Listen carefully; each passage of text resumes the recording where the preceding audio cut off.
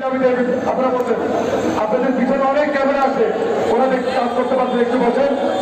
বসেন, নাহলে পিছনে যান, এটা একটা এই জায়গাটা ছেড়ে দিতে হবে, এই জায়গাটা ছেড়ে দিতে হবে, এই জায়গাটা ছেড়ে দিন। প্রিয় বন্ধু নেতৃবৃন্দ, একটু ব্যতিক্রম ঘটিয়ে এখন বক্তব্য রাখবেন জাতীয়তাবাদী কৃষক দলের সংগ্রামী সাধারণ সম্পাদক সাবেক ছাত্রনেতা শহীদুল ইসলাম।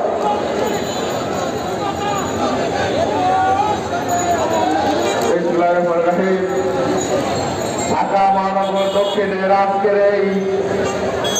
সভার সম্মানিত সভাপতি, মহানগর বিএনপির সংগ্রামী আহ্বায়ক জননেতা বীর মুক্তিযোদ্ধা আব্দুল সালাম, প্রধান অতিথি হিসেবে উপস্থিত রয়েছেন আমাদের প্রিয় নেতা, বাংলাদেশ জাতীয়তাবাদী দল জাতীয় স্থায়ী কমিটির অন্যতম সদস্য, প্রবীণ রাজনীতিবিদ জননেতা জনাব উমেশ্বর চন্দ্র রায়,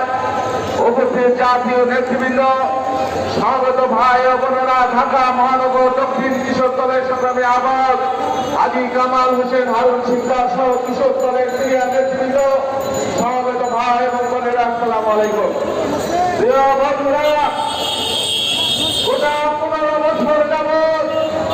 বাংলাদেশটাকে একটি ফ্যাসিবাদী শাসক গোষ্ঠী, রাজশাহী গোষ্ঠী একটি আবর্জনার ভাগারে পরিণত করেছে। প্রতিবাদ করলেই হামলা, প্রতিবাদ করলেই জেল, জুলুম, পীড়ন। মিছিল করবেন, বছরের পর বছর মিছিল করবেন, লক্ষ লক্ষ লোক হবে, কিন্তু ভুল জায়গায় উঠবে, তাই না?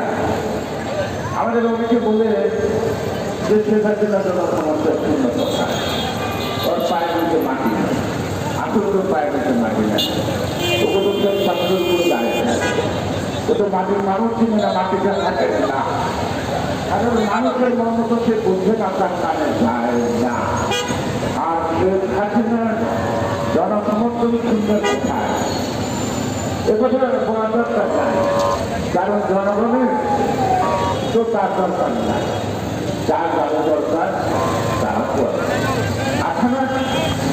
রাজ্যে গোপালগঞ্জের সদরে উপজেলা নির্বাচনে ঘটনা, 3টি প্রার্থী রাত্রি 7টায় একজন প্যানেল উঠে তিনি আমার বোধ হয়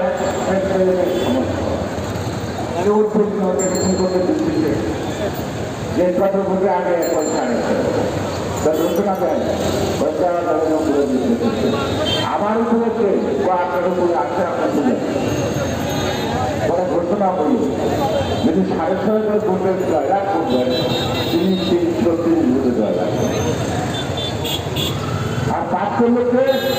সেই গ্রামের সমর্থিত যিনি একটা ভোটে দিয়েছিলেন তিনি, তার মানে কি গতকালকে যে নির্বাচন হয়েছে, এই নির্বাচনে ভোটারের উপস্থিত যতটুকু ঠাকুর জানার